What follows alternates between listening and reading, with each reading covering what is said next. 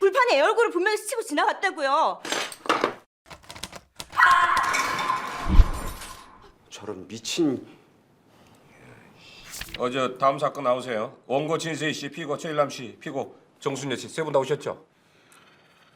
이 자료를 보면 고깃집에서 원고가 중학생 아드님하고 함께 식사를 하고 있는데 저 종업원님 피고 정순여 씨, 정순여 씨가 이거 불판을 갈다가 떨어뜨려서 아드님이 맞아가지고 피해를 입었다. 근데 1심에서 패소를 해서 항소를 했는데 근데 정작 피해를 입은 아드님은 빼고 진세희 씨만 원고로 했어요. 아 이게 다 이 여자가 삥 뜯으려고 엉터리 소송을 한다는 증거 아닙니까? 진단서도 없고 애는 코빼기도 안 보이고. 자리에 앉으십시오. 저 댁 말고 저 원고한테 질문한 거예요. 원고한테. 원고 답변하세요. 누굴 원고라든 그건 제 마음 아닌가요? 애까지 법정에 세우고 싶지 않아서 그랬어요. 저기 피고 정순여 씨가 말인즉슨 불판을 떨어뜨린 건 맞지만은 그 사람을 스친 적은 없다고 진술했어요. 그건 저 아줌마 거짓말하는 거예요. 불판에 애 얼굴을 분명히 스치고 지나갔다고요. 죄송합니다. 그때도 사색이 돼서 죄송하다고 하더니 말을 바꾼 거라고요. 근데 그 제출하신 첨부 자료를 보면은 얼굴 스치면서 난 상처가 보이질 않아요. 제가 보니까. 저희 아주머니가 연변에서 와서 말이 좀 어눌하니까 우습게 보고 공갈을 하는 겁니다. 아니 설령 이 여자 말이 맞다 쳐도 그 눈에 배지도 않는 째깔한 상처 때문에 위자료 500을 물어내라. 이게 말이 되는 얘기입니까? 보면은 피고도 원고를 고소했다는 얘기가 있어요. 이것도 무슨 얘기예요? 저런 미친. 여자분께서 저 1심 판결 난 후에 저희 가게 유리에다 돌을 던져서 완전 박살을 냈어요. 저도 손해배상 청구할 겁니다. 영업방해, 명예훼손까지 1억 원이요.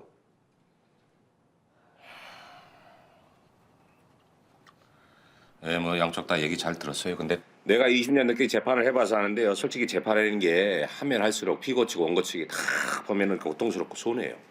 그러니까는 뭐 서로 이래도 한 세상 저래도 한 세상이니까 두 분이서 이거 머리끄댕이 잡고서 개미 쪽 들어가지 말고 원만하게 서로 합의 조정해서 해결하는 게 어때요? 두 분 다.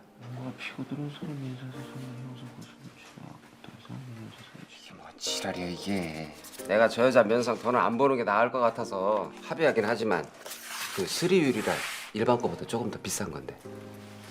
근데 원고는 증거도 충분하지 않은데 왜 소송을 제기하신 거죠? 착각한 거죠 뭐. 판사님한테 자초정만 얘기하면 알아주실 줄 알았는데.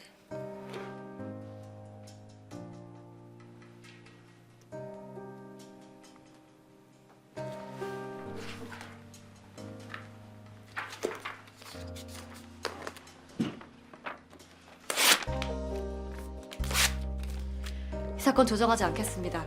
재판 기일은 다시 정해서 알려드릴 테니까 그때 나오세요.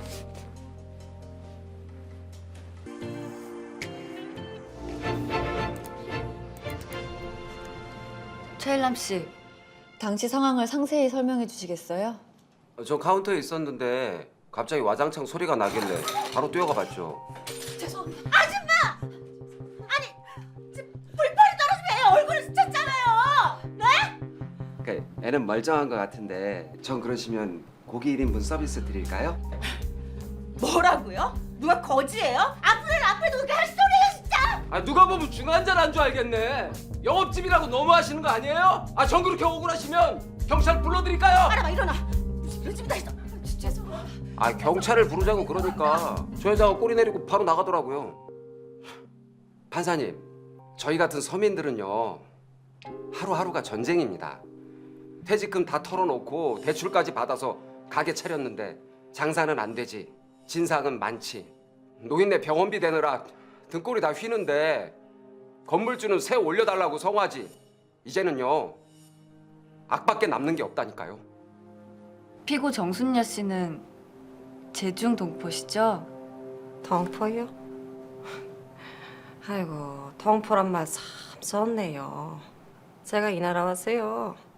거룩한 동포 양반들한테 눈물겨운 동포에 참 많이 받았어요. 동포가 뭐가 이렇고 저는 중화인민공화국 사람입니다.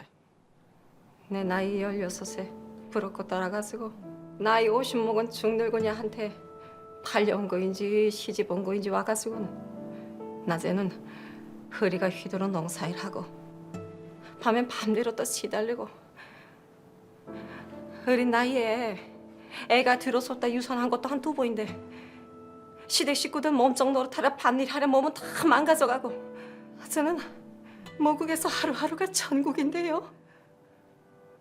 손에 물 한 방울 안 묻힌 저 사모님께서는 아드님이 뭐 금지 억엽인지 말이지 아무것도 아닌 일에 오만 호들갑을 떨고 그러대요. 다 큰 학생을 뭐 갓난의 아들이 이렇게 막 끌어안고 말이지. 갓난애처럼 끌어안았다.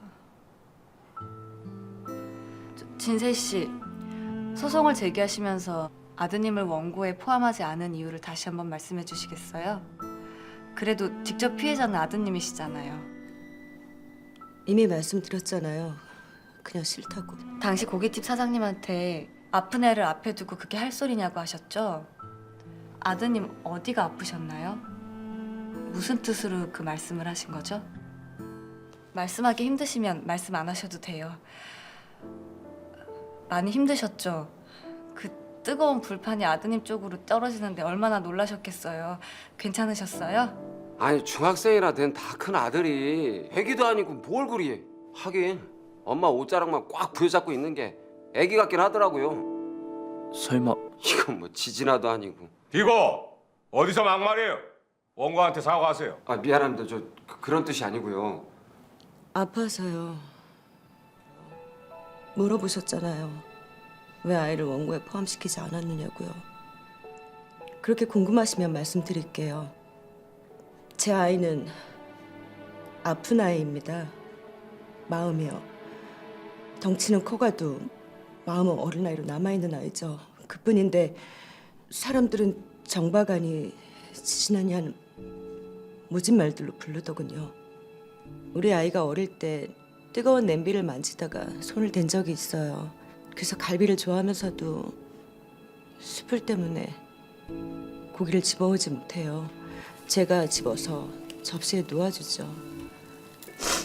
그런 애가 불판에 맞았어요. 떨어지면서 숯불에서 불똥도 튀고 다행히 하나님이 도우셔서 상처는 남지 않았지만 내 얼굴이 백지장이 돼서 몸을 벌벌 떨더라고요. 근데 저 아저씨는 애는 괜찮냐는 말 한마디 안 하시더라고요.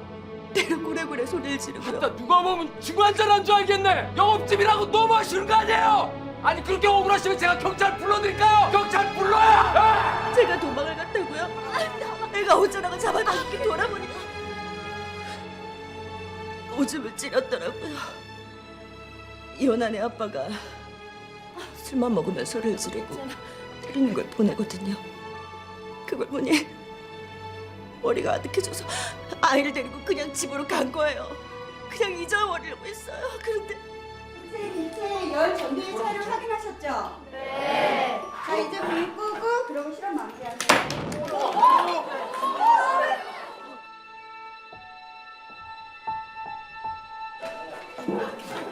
뭐야? 아, 더러워. 야, 쌌나 봐봐. 쌌네 얘들아 쌌어.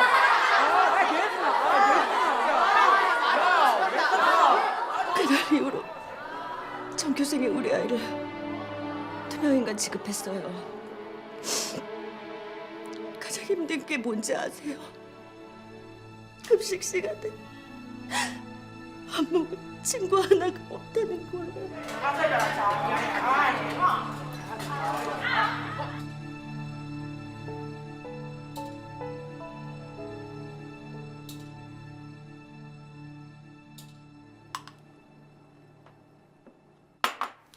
엄마, 나 아침밥 좀 많이 줘.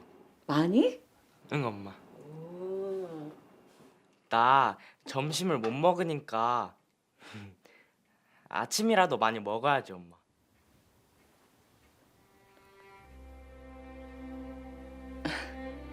그래, 많이 먹자.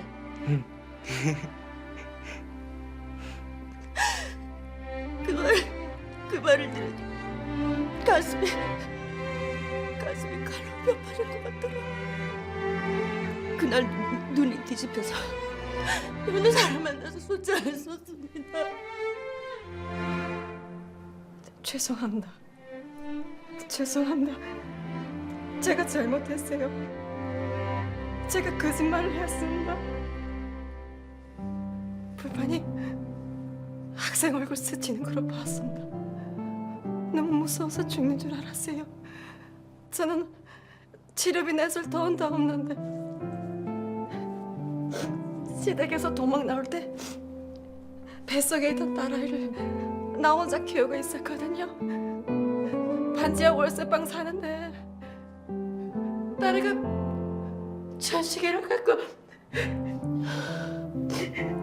근데 사장님은 집시 한 개만 깨도 월급에서 다 까놓은 부인데 아이고 이번에 정말 큰일 났구나 싶었는데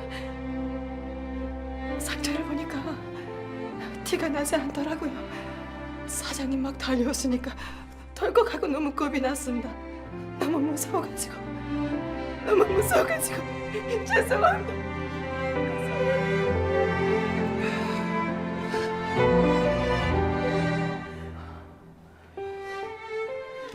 제가 미쳤었나 봅니다. 저 힘들다고 다른 사람 힘든 건 보려고도 안 했네요. 괜찮냐? 다친 데는 없냐? 안 아프냐? 죄송하다. 그 한마디를 못했네요. 꼬투리 잡히면 안 된다. 빈틈 보이면 당한다는 생각만 했습니다. 죄송합니다. 정말 죄송합니다.